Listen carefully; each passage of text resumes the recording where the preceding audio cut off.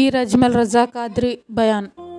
اللہ کے رسول صلی اللہ علیہ وسلم کی سب سے بڑی صاحبزادی کا قاتل ہے۔ حضرت زینب رضی اللہ تعالیٰ عنہ آ رہی تھی مکہ سے مدینہ کی طرف، اس نے نیزہ مارا، آپ گر گئیں۔ بطن اطہر میں اولاد تھی، بچہ ضائع ہو گیا، شدید بیمار رہنے کے بعد وصال کر گئیں۔ فتح مکہ کے بعد حبار بن اسود چہرے پہ نقاب ڈال کے آیا، باپ کلیجے پہ ہاتھ رکھ کے بتائے نا بیٹی پیاری کتنی ہوتی ہے۔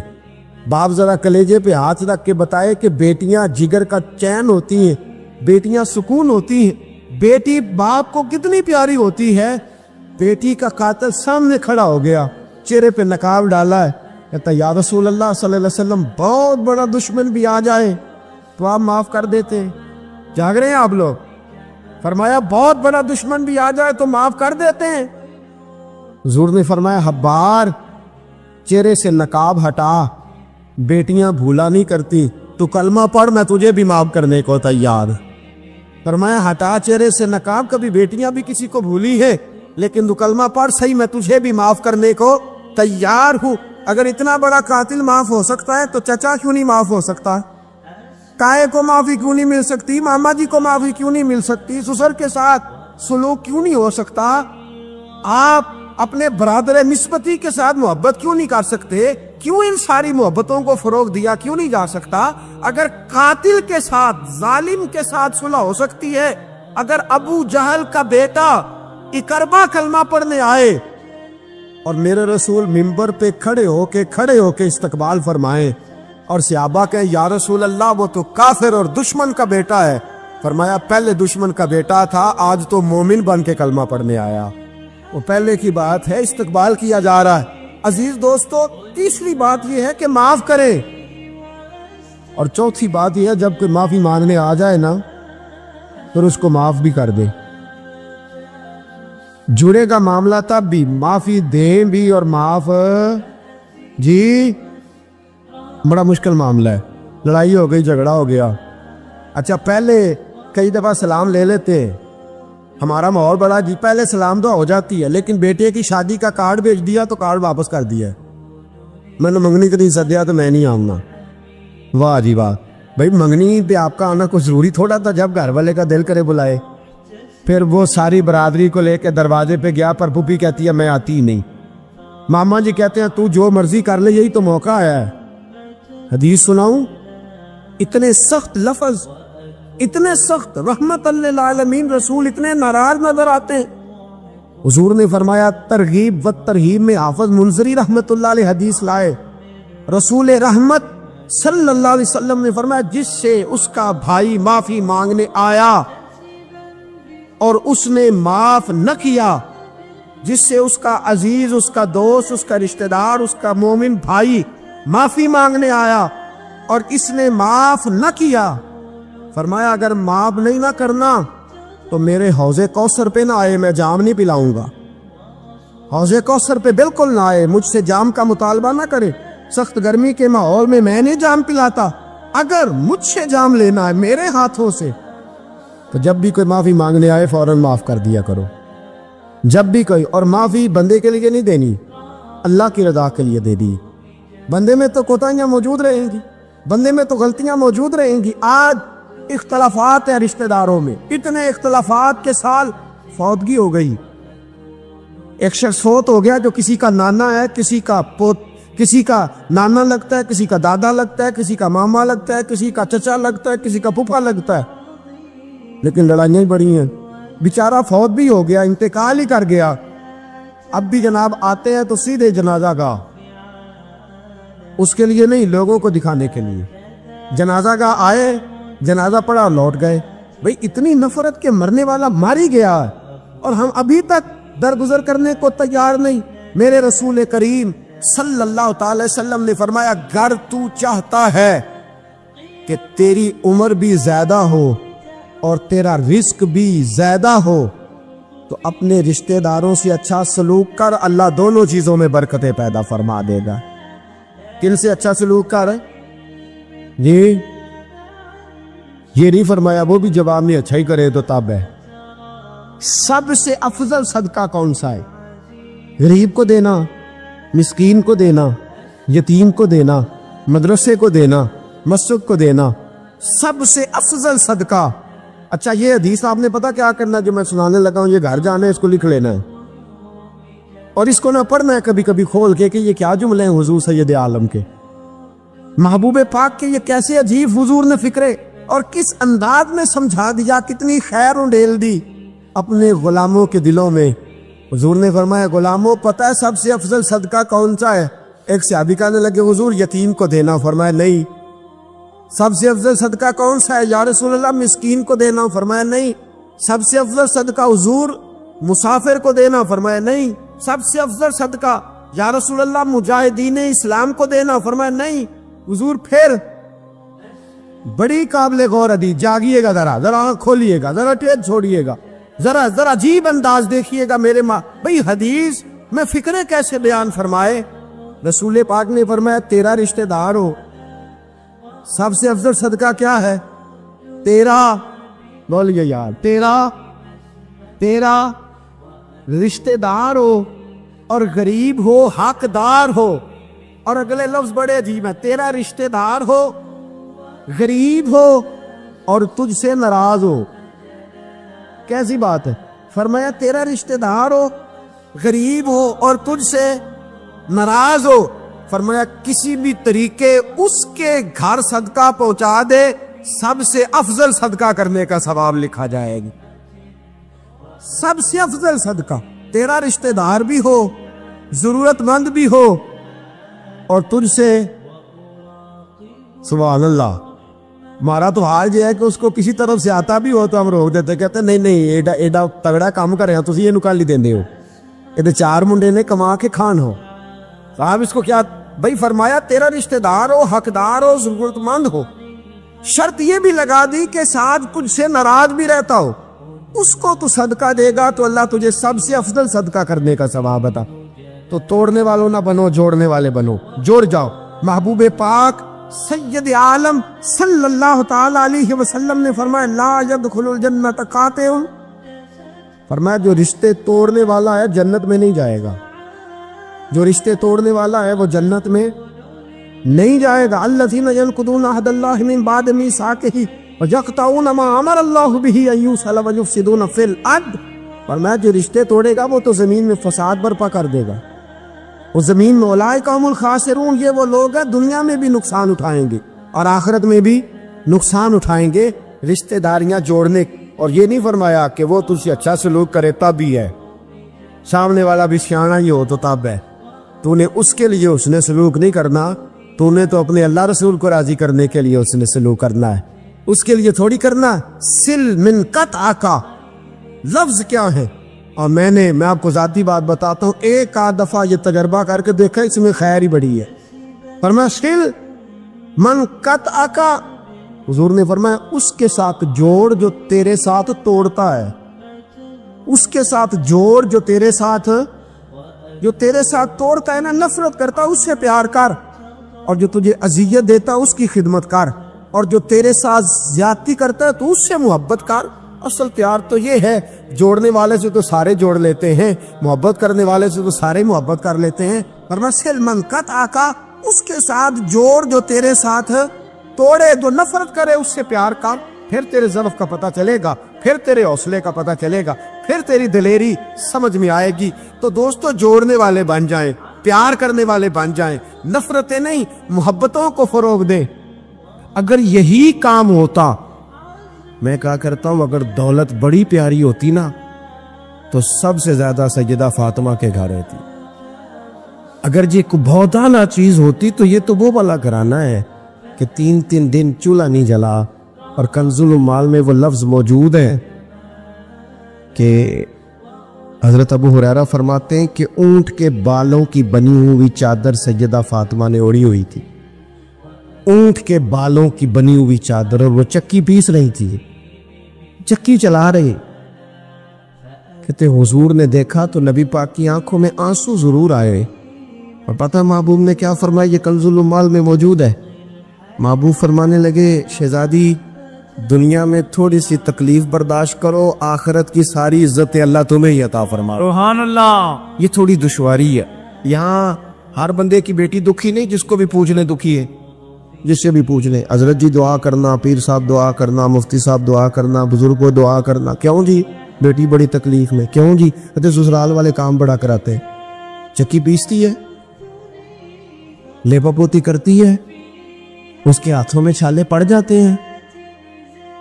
ایسا ہوتا ہے کہ ستو کبھی آ جائے تو پھر سارا دن ان ستوؤں پہ ہی گزر جائے، کبھی ایسا ہوتا ہے کہ 3 دن روزے رکھے جائیں اور ایک کھجور اور ایک پانی ملے افطار سحر کے وقت، یوں بھی کبھی وقت گزارا ہے۔ اور میرے عزیزوں یاد رکھنا، ہم نے جو مزاج اختیار کر لیا ہے نا اس وقت، یہ جو پوری دنیا میں گاڑیاں بھاگ رہی ہیں، ملک سے باہر لوگ جا رہے ہیں، دولتیں جمع ہو رہی ہیں، یہ ضروریات کا رٹا نہیں، یہ ضروریات نہیں، یہ خواہشات ہے۔ ضروریات تو پوری ہو رہی تھی، لیکن وہ جو خواہشات کی تکمیل تھی، وہ جو پڑوسیوں کی بڑی کار ہمیں پریشان کر رہی تھی، وہ جو گھر کے سامنے ایک پلاٹ تھا اور دل کر رہا تھا حویلی نہ بنا لوں، وہ جو ٹینشنیں تھیں انہوں نے بہت بھگایا، لوگوں تھکا دیا۔ نظریاتی زندگی، اور نظریاتی زندگی میں کچھ کرنے کا عہد، کچھ ارادہ کیا جائے کچھ کام کرنے کا۔ دیکھو سارے لوگ ساری ڈیوٹیاں تو نہیں کر سکتے، میں یہ مائک اپریٹ نہیں کر سکتا، تو پھر میرا خیال ہے مجھے اس بندے کی بھی قدر کرنی چاہیے جو اسے چلا سکتا ہے۔ جو کام میں گاڑی میں سفر کرتا رہتا ہوں، وہ کہاں گھوم آتے ہیں، تو میں تو سو جاتا ہوں کئی دفعہ گاڑی میں، لیکن ڈرائیور کو لوگ ڈرائیور کہہ کے پکارتے ہیں، حالانکہ تو سویا ہوا تھا، وہ تو جاگ رہا تھا۔ اس کی اہمیت کو سمجھنا چاہیے۔ ہم نہ زندگی میں کوئی بھی کام کریں، ایک تو کام کریں، اور جو ایک کرے زندگی میں لیکن ذرا سونا کر کے کرے، کوئی ایک مقصد بنا لے، کوئی ایک مقصد ہو، کوئی ارادہ ہو، کوئی پروگرام ہو۔ نہ سمجھ آئے تو بخاری میں حدیث موجود ہے، ایک بوڑھی اماں حضور کی مسجد میں جھاڑو دیتی تھی، اور چلو کچھ کرتی تو تھی نہ یاو، اور دیکھو سعادت جھاڑو وہاں دیتی ہے جہاں 70,000 فرشتے سویرے آتے ہیں، 70 شام آتے ہیں۔ سبحان اللہ، سبحان۔ حضور کی مسجد شریف میں جھاڑو دیتی ہے خاتون۔ ہمارے ہاں تو خیر امام خطیب کی بھی کوئی قدر نہیں ہوتی، کوئی نہیں ہوتی۔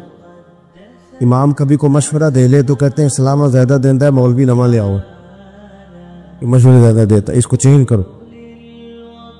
اور مسجد کے خادم کی کوئی حیثیت، لیکن جو مسجد میں جھاڑو دینے کی فضیلت ہے نا، حضرت بابا فرید صاحب سے جب کو بندہ کہتا تھا نا دل بڑا پریشان ہے، تو بابا صاحب کہتے تھے مسجد میں جھاڑو دیا کر، اللہ سکون عطا کرے گا۔ مسجد میں جھاڑو دیا کر، اٹھ نہ فریدہ ستیا تے خلقت وے کھنجا، تے متے کوئی مل جائی بخشیا تے چل تم ہی بخشیا جا۔ اٹھ نہ فریدہ ستیا تے جھاڑو دے مسیت، اوے تو ستا ہے تے رب تے جاگدا ہے، تیری ڈاڈے نال پریت۔ اٹھ نہ کچھ کر۔ وہ خاتون چلو کوئی کام تو کرتی تھی نا، دیکھو نا گلی سے گزرتے ہیں لوگ، ہوا کھڈا ہے، سب کا موٹر سائیکل گاڑی سب تنگ ہوتے، جو بندہ ابھی گزر رہا ہے نا روڈ پہ وہ تبصرہ کر رہا ہے کہ دیکھو بلدیہ والے صحیح نہیں کرا۔ تبصرہ جو سارے کرتے ہیں، ایک کئی تے ایک دابڑا، 2 بندے درکار ہیں، راستہ ٹھیک ہو جاتا ہے، پر اتنی محنت کرنے کو کوئی تیار ہے، کیونکہ ہمارے ملک میں جو شے سب سے عام ہے وہ تبصرہ ہے۔ تبصرہ کرو صبح شام جتنا ممکن ہے، تبصرے کرو، ڈیوٹی یہی ہے ہماری۔ وہ خاتون مسجد شریف میں جھاڑو دیتی تھی، کوئی زندگی کا مقصد تو بنایا، کوئی نظریہ تو ہے۔ صحابہ نماز پڑھ کے چلے جاتے، خاتون جھاڑو لیتی، حضور کی مسجد شریف میں جھاڑو دیتی، بیمار ہو گئی، قربان جائے، حضور تیمارداری کے لیے تشریف لے گئے، رات کو انتقال ہو گیا، ٹھنڈ کا موسم تھا، حضور کا حکم ہے جلدی تدفین کر دو، صحابہ نے تکلیف دینا مناسب نہ جانا، اس خاتون کی تدفین کر دی۔ سارا کچھ جاننے والے رسول جو فرش پہ کھڑے ہو کے عرش کی خبریں دے، وہ تشریف لائے اور آ کر کے پوچھا خبر کیوں نہیں دی مجھے؟ اس بوڑھی کے جنازے کی کوئی کام تو کرتی تھی نا، کوئی ڈیوٹی تو کی نا، خبر کیوں نہیں دی؟ ویسے تو وارث جنازہ پڑھ دے تو دوسرا جنازہ جائز نہیں ہو، وارثوں نے نہ پڑھا ہو تو دوسرا جنازہ پڑھا جا سکتا ہے، حضور تو خود وارث ہے نا ساری امت کے. ہائے ہائے بے شک. تو رسول کریم قبر پہ کھڑے ہو کے فرمانے لگے صفے بناؤ میں دوبارہ جنازہ پڑھاؤں گا. سبحان اللہ. میں دوبارہ جنازہ پڑھاؤں گا. کیوں؟ زندگی میں کوئی خدمات تو ہے نا, کوئی ڈیوٹی تو ہے نا. پہلے تو ہم کچھ کرتے نہیں, اور اگر کرتے بھی ہیں تو صرف دوسروں کا دھیان ہی رکھتے ہیں. دوسروں پر توجہ ہوتی ہے کہ فلانا فلانا. بھئی آپ اپنا کام کریں, کچھ زندگی میں کر گزریں, کوئی ڈیوٹی کریں. اگر زندگی نظریاتی ہوگی, دیکھو ڈھیر سارے لوگ ہوتے ہیں, نام میرا ہی شاید آئے گا کہ مدرسہ انہوں نے بنایا ہے, مسجد انہوں نے بنائی, میرا ہی نام آئے گا اگر کہیں میں بناؤں گا. لیکن زمین دینے والے کا بھی ایک کردار ہوتا ہے, اس میں نقشہ نویس کا بھی ایک کردار ہوتا ہے, اس میں ایک اینٹ خرچ کرنے والے کا بھی کردار ہوتا ہے. پھر وہ کام ختم نہیں ہوتا. سریا, وہ لینٹر ڈالنے والے جو ہوتے ہیں ان میں جو سریا باندھنے والا ہے وہ بھی ایک قیمتی کردار رکھتا ہے. پھر کہتے ہیں الیکٹریشین کو بھی بلاؤ. پھر یہاں بھی کام ختم نہیں ہوتا. پھر اور اس کے گرد ڈھیر سارے لوازمات ہیں. جو بندہ جو کردار ادا کر, عالم اگر کتاب لکھ بھی دے تو ہو سکتا ہے کتابت نہ کر سکے, اور اگر کاتب بھی ہو تو ہو سکتا ہے اسے پبلش نہ کر سکے. تو یہ کچھ نہ کچھ خدمات, کچھ نہ کچھ ڈیوٹیاں. حضرت مولا علی شیر خدا نے چھوٹی عمر میں کہا تھا یا رسول اللہ دین کی مدد بھی کروں گا, آپ کی حفاظت بھی کروں گا. 63 سال عمر پائی اور ہر میدان میں اگلی صبوں میں, ہر میدان میں اگلی صبوں میں, ہر میدان میں اگلی. حضور سے وعدہ کیا تھا یا رسول اللہ ڈیوٹی کریں گے, خدمت کریں گے. ہمارے ہاں یہاں تو منصوبہ بندی ہو رہی ہے. امام غزالی سے آ کے کسی نے کہا حضور کو بندہ مخلص ملتا ہی نہیں, یہ بھی غلط ہو گیا, وہ بھی غلط ہو گیا. تو امام صاحب فرمانے لگے چل تو ہی مخلص ہو جا, تیری شکل میں تو کچھ لوگوں کو مخلص بندہ مل جائے, کچھ کر تو صحیح نا, صرف تبصرے. حضرت مولا کائنات نے عمر مبارک ساری دین کی خدمت میں لگائی. تو جب 63 سال کی عمر میں خنجر لگانا تو لوگ تو کہتے ہیں نا میرے پتر کا دھیان رکھنا اور میرے بچوں کا خیال کرنا اور فلانی ڈیوٹی کرنا. تو جب خنجر لگا تو حضرت علی کیا کہہ رہے تھے؟ فرما رہے تھے مجھے کعبے کے رب کی قسم علی تو کامیاب ہو گیا ہے. یہ دیکھو پانی پرن سہیلیاں تے رنگا رنگ کھڑے تے پریا تے اس تا جانی ہے نا جس تا توڑ چڑھے. فرمایا دیکھو میں نے کوئی ارادہ کیا تھا, آج میں کامیاب ہوا. تو نظریاتی زندگی ہوتی ہے نا, نظریاتی. پھر بندہ تھوڑی سی تکلیف بھی سہ لیتا ہے. کوئی کام کر رہا ہے نا بندہ. صحیح بخاری میں حدیث ہے, ایک خاتون نے آ کے عرض کیا تھا یا رسول اللہ صلی اللہ علیہ وسلم مجھے مرگی کا مرض ہے, بڑی تکلیف میں ہوں. اللہ کے محبوب علیہ السلام سب کے لیے دعا کرتے, بلکہ حضور تو دستے شفا پھیرتے تو اللہ کرم فرما دیتا. لیکن نبی پاک صلی اللہ علیہ وسلم کی خدمت میں عرض کی یا رسول اللہ صلی اللہ علیہ وسلم مرگی ہے. تو آج حضور نے انوکھی بات کی. وہ پیچھے صاحبزادہ بشیر صاحب تشریف لائیں, آگے تشریف لے آئے. نبی پاک صلی اللہ علیہ وسلم نے نا جی آج نظریہ سمجھایا. توجہ ہے آپ دوستوں کی میری بات پر. حضور فرمانے لگے اگر تو کہیں تو میں دعا کرتا ہوں اللہ شفا دے دے گا, اور اگر تو کرے صبر. معنی کیا ہے؟ مرگی کے ساتھ ہی گزارا کرے.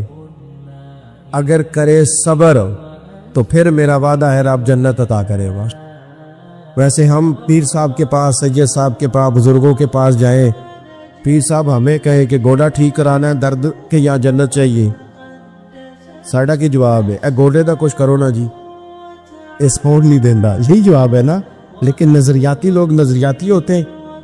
نبی پاک صلی اللہ علیہ وسلم نے فرمایا کہ تو بتا, اگر تو کہے تو دعا کرتا ہوں اللہ شفا دے دے گا, اور اگر صبر کرے تو پھر تیرے لیے جنت ہے. اس خاتون نے 1 منٹ نہیں لگایا سوچنے پہ. یہ نظریاتی لوگ ہوتے. عرض کی یا رسول اللہ آپ دعا کر دے رب مجھے جنت ہی عطا کرے. سبحان اللہ. کیا مطلب کہ میں گزارا کر لوں گی مرگی کے ساتھ, صبر کروں, مجھے اللہ جنت دے. حضور نے دعا کر دی.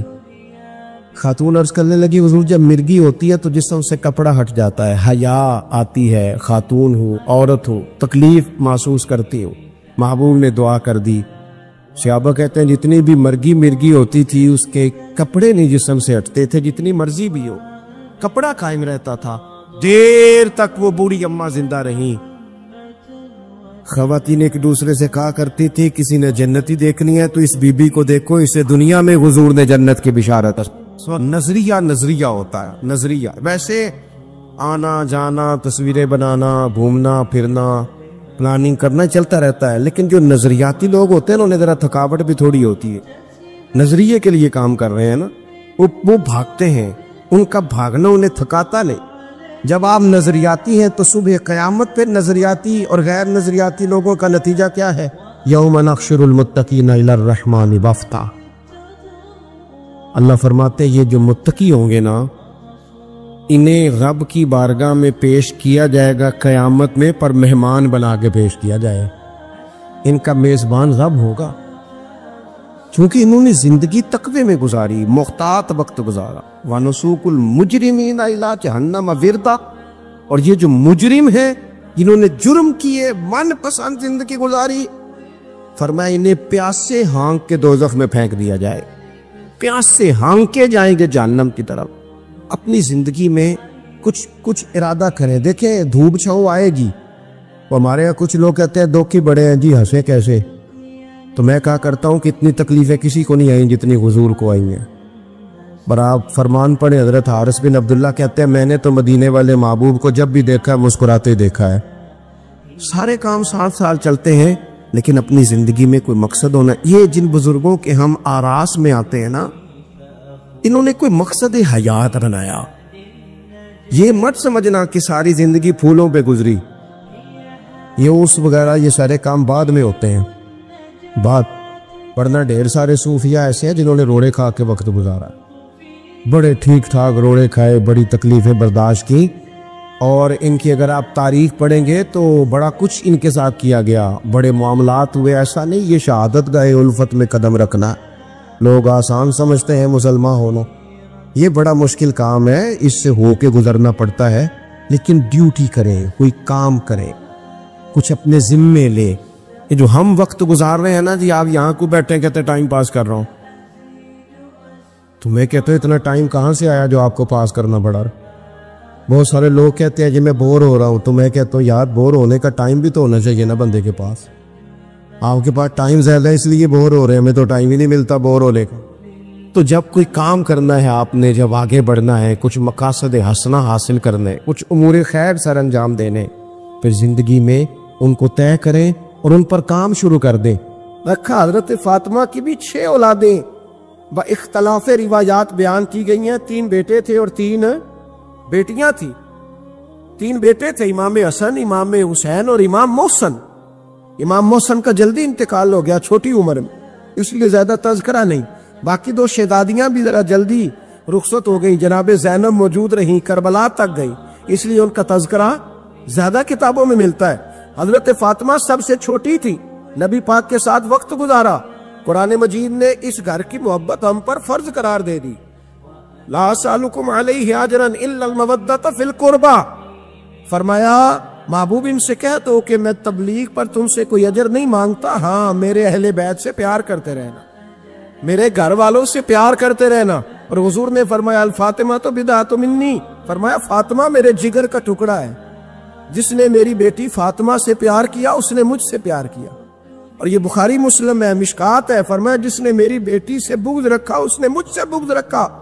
کل نمازیں پڑھے نا، بالغ ہونے سے لے کر کل نمازیں، بالغ ہونے سے لے کر کل نمازیں پڑھے۔ لو بڑی بات کرنے لگا، اور بالغ ہونے سے لے کر کوئی نماز قضا نہ کرے، اور جب ہر سال بالغ ہونے کے بعد حج آئے تو حج بھی کرے، ہر سال رمضان آئے تو روزے بھی رکھے، ہر سال زکوٰۃ بھی دے، غریبوں کی مدد بھی کرے، میٹھا بھی بولے، خلوص بھی رکھے، رویے بھی ٹھیک رکھے، پر نبی پاک کے اہل بیت سے پیار نہ کرے تو ان ساری نیکیوں کے باوجود جب مرے گا تو بے ایمان مرے گا، بے ایمان مرے گا، بے ایمان۔ اور اگر اہل بیت نبوت کے ایمان پر مرے گا تو من مات علی حب آل محمدن مات شہیدا۔ حضور نے فرمایا، امام رازی نے حدیث لکھی ہے، فرمایا جو میرے گھر والوں سے محبت کرتا ہوا مر گیا وہ سادی موت نہیں مرا، اللہ نے اسے شہادت کا درجہ عطا فرمایا ہے۔ تو سب سے پہلی بات یہ کہ حضرت فاطمہ سے، نبی پاک کے اہل بیت سے پیار کرنا، یہ ایمان کا حصہ ہے۔ یہ ضروری ہے۔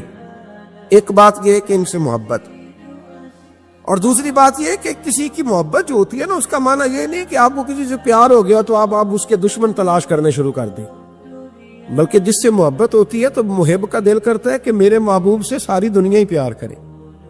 اب عجیب فلسفہ ہے نا لوگوں کا، اہل بیت سے پیار کرتے ہیں تو سب سے پہلے اہل بیت کا دشمن تلاش کرتے ہیں، اور سب سے پہلے اہل بیت کے دشمنوں پہ گفتگو کرتے ہیں۔ تو میں کہتا ہوں بڑے بیوقوف ہو، دشمن نہ تلاش کرو، غلام تلاش کرو، پیارے تلاش کرو ان کے۔ یہ غلط ہے تمہارا انداز فکر۔ تو جناب فاطمہ الزہرا سے حضور نے بڑی محبت کی۔ حضرت خدیجہ الکبریٰ رضی اللہ تعالیٰ عنہ فرماتی ہیں کہ بڑا پیار کیا نبی پاک علیہ السلام نے حضرت فاطمہ سے، چھوٹی تھی نا۔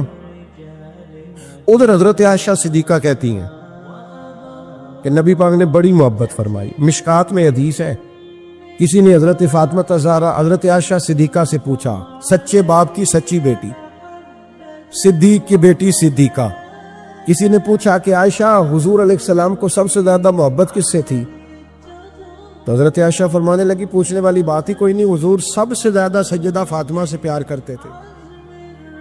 تو کہا پھر یہ بتائیں کہ مردوں میں حضور کو سب سے زیادہ پیار کس سے تھا؟ فرمایا یہ بھی پوچھنے والی کوئی بات نہیں، فاطمہ کے شوہر مولا علی سے۔ یہ حضرت عائشہ صدیقہ بیان کرتی ہیں ان کے شوہر سے۔ اب لوگ نا ترازو لے کے بیٹھے رہتے ہیں اور تولتے رہتے ہیں۔ پیر سید فیض الحسن شاہ صاحب آلو مہاروی رحمت اللہ علیہ، ان کے پاس بھی ایک بندہ چلا گیا تو اس نے کہا جی بتائیں حضرت عائشہ افضل ہے کہ حضرت فاطمہ؟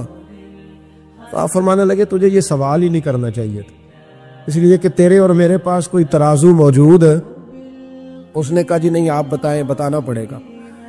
آپ فرمانے لگے نہیں بتاتا، کہنے لگا نہیں بتائے، فرمانے لگے چل میں ایک بات بتا دیتا ہوں، فیصلہ گھر جا کے کر لینا۔ اس نے کہا بتائیں۔ آپ فرمانے لگے کہ عائشہ بیٹی ہے ابو بکر صدیق کی اور فاطمہ بیٹی ہے نبی پاک کی۔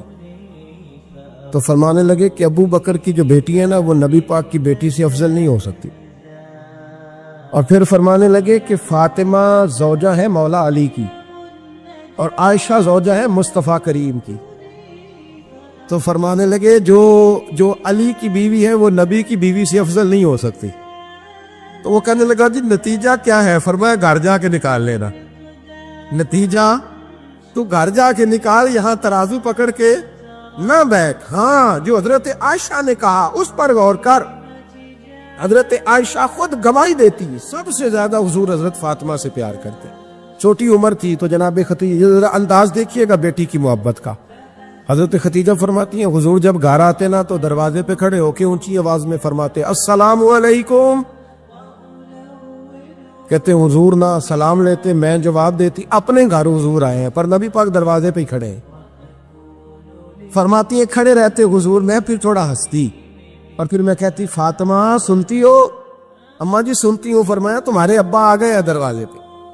تو فرماتی ہیں جناب فاطمہ وہاں سے دوڑ کے آتی اور رسول کریم کا دروازہ کھولتی، پھر نبی پاک کو انگلی سے پکڑ کے اندر لاتی۔ فرماتی جب تک وہ جاتی نہیں اللہ کے رسول دروازے پہ کھڑے رہتے، وہ انگلی پکڑ کے لاتی، پھر رسول کریم انہیں گود میں بٹھا لیتے۔ فرماتے ہیں وہ چھوٹی چھوٹی باتیں پوچھتی اور حضور ان کے بڑے بڑے جواب دیتے۔ وہ چھوٹی چھوٹی باتیں، بچپن کی ایک بات لکھی ہے ہمارے محدثین نے، ایک دن چھوٹی عمر میں، بالکل چھوٹی عمر میں حضرت فاطمہ نے پوچھا یا رسول اللہ میں اپنے رب کو کب دیکھوں گی؟ اللہ اکبر، عمر چھوٹی اور بات بڑی کر دی، میں کب دیکھوں گی؟ تو حضور نے فرمایا فاطمہ بڑی جلدی، رب کریم تمہیں جنت میں لے جائے گا اور ساری جنتی عورتوں کی سردار بنائے گا اور پھر میرا رب تجھے اپنا دیدار بھی کرائے گا۔ جناب فاطمہ تو زہرا رضی اللہ تعالیٰ عنہا چھوٹی چھوٹی باتیں کرتی۔ حضرت خدیجہ کہتی ہیں جب چلے جاتے نا حضور تو میں پھر بلاتی، میں کہتی ادھر آنا فاطمہ، کیا باتیں کر رہی تھی اپنے ابا سے؟ تو کہتی پھر وہ مجھے بتاتی بھی اور راضی بھی ہوتی۔ یہ سلسلہ آخر تک چلا، یہ حضرت فاطمہ سے راز کی باتیں کرنا حضور کا آخر تک چلا۔ بخاری مسلم میں حدیث، وہاں راوی حضرت خدیجہ ہے، یہاں راوی حضرت عائشہ صدیقہ ہے۔ جناب عائشہ صدیقہ کہتی ہیں حضور کے وصال ظاہری سے کچھ دن پہلے خود نبی کریم علیہ السلام نے حضرت فاطمہ الزہرا کو بلایا، اور جب وہ آئیں تو کہتی ہیں ان کو میں نے آتے دیکھا تو میں نے پھر حضور کو ان کے استقبال کے لیے کھڑے ہوتے بھی دیکھا، پھر حضور نے ان کا ماتھا چوما، جہاں بیٹھے تھے وہاں بٹھایا، پہلو میں بیٹھ گئے اور فرماتے ہیں پھر باپ بیٹی باتیں کرنے لگے۔ میں کوئی چیز بنا رہی تھی تو جناب عائشہ کہتی ہے میں نے دیکھا کہ حضور نے ان کے کان میں کوئی بات کہی تو جناب فاطمہ رونے لگ گئی۔ پھر حضور نے کان میں کچھ کہا تو وہ مسکرانے لگی۔ کہتی ہے حضور وہ بات کر کے تشریف لے گئے، فاطمہ ابھی بیٹھی تھی، میں آئی، میں نے آ کے کہا کہ فاطمہ بتاؤ نبی کریم علیہ السلام نے آپ سے کیا کہا؟ کبھی ہنستی تھی کبھی روتی تھی، تو فرمایا حضور نے منع کیا ہے، یہ میرا اور میرے نبی کا راز ہے، میں حضور کی حیات ظاہرہ میں یہ بات کسی کو بتا نہیں سکتی۔ فرماتی ہے کہ فاطمہ سے تو میں نے پوچھ لیا پر حضور سے پوچھنے کی تو جرت ہی نہیں دی نا، لیکن وہ راز کی بات تھی۔ کچھ دن گزرے تو حضور بیمار ہو گئے، پھر کچھ دن گزرے تو حضور کا وصال ہو گیا۔ فرماتے کچھ عرصے کے بعد میں سیدہ فاطمہ الزہرا سے ملی تو میں نے کہا فاطمہ وہ بید کھول تو دے، آج تو کھول دے وہ راز کیا تھا۔ آپ کو بلایا گیا، پھر آپ آئیں، پھر حضور نے بات کی، پھر نبی کریم علیہ السلام کے بات کرنے پر کبھی آپ روئی کبھی آپ ہنسی، تو یہ کیا تھا؟ تو کہتی ہے جناب فاطمہ پھر رونے لگی، کہنے لگی ہاں اماں جی اب میں پردہ کھول دیتی ہوں، اب میں راز بتا دیتی ہوں، حضور کا وصال ظاہری ہو گیا۔ فرمانے لگی مجھے حضور نے بلایا اور میرے کان میں فرمانے لگے فاطمہ وقت تھوڑا رہ گیا ہے، اب تیرے والد نے جانے کا پروگرام بنا لیا، اب نہ ٹائم آ گیا ہے بچھڑنے کا۔ فرماتی ہیں جب میں نے یہ بات سنی تو میں رو پڑی، حضور آپ بچھڑ جائیں گے؟ کہتی ہے میں روئی۔ ذرا حدیث کے جملوں پہ غور کرنا۔ ماتی تھوڑی دیر گزری تو حضور نے میرے کان میں کہا فاطمہ پتر رو نہ، بیٹے رو نہ، میرے جانے کے بعد جو سب سے پہلے میرے پیچھے آ کے مجھے ملے گی نا بیٹی وہ تو ہی ہوگی۔ اللہ کرے میں سمجھا سکوں آپ کو بات، جب کہا نا کہ میں وصال کروں گا تو رو پڑی، اور جب کہا نا میرے بعد تیرا بھی جلدی وصال ہو جائے گا تو حضرت فاطمہ نے ہنسنا شروع کر دیا۔ کیا پیار ہے میرے محبوب علیہ السلام کے ساتھ جناب فاطمہ کا۔ ان کے وصال کی خبر سنی تو رو پڑی اور اپنے کی سنی تو ہنس پڑی۔ اور پھر حضور نے کہا فاطمہ تجھے یہ بھی پتہ ہے نا کہ اللہ تجھے جنتی عورتوں کا سردار بنائے گا، یہ بھی تجھے پتہ ہے۔ تو جناب فاطمہ الزہرا کے ساتھ شروع سے لے کر آخر تک میرے رسول کریم علیہ السلام کی محبت رہی، پیار رہا۔ اور جناب فاطمہ کا جو حضور سے پیار تھا، ایک ہے باپ کا شفقت کرنا اور ایک ہے بیٹی کا پھر اپنے باپ سے، بولیے یہ بیٹیاں جو ہوتی ہیں نا ان کا بھی رویہ کو انوکھا ہوتا ہے ساری دنیا سے، انوکھا۔ میں کبھی کبھی کچھ ایسی باتیں کرنے کو دل کر جاتا ہے کہ جو کر گزرتے ہیں۔ ایک صاحب مجھ سے ایک دن کہنے لگا حضرت صاحب بڑی مشکل میں ہوں اور اتنا کٹھن وقت آ گیا کہ کوئی حال ہی نہیں۔ میں نے ان سے کہا کہ اپنی اماں سے دعا کراؤ، مسئلہ ٹھیک ہو جائے گا۔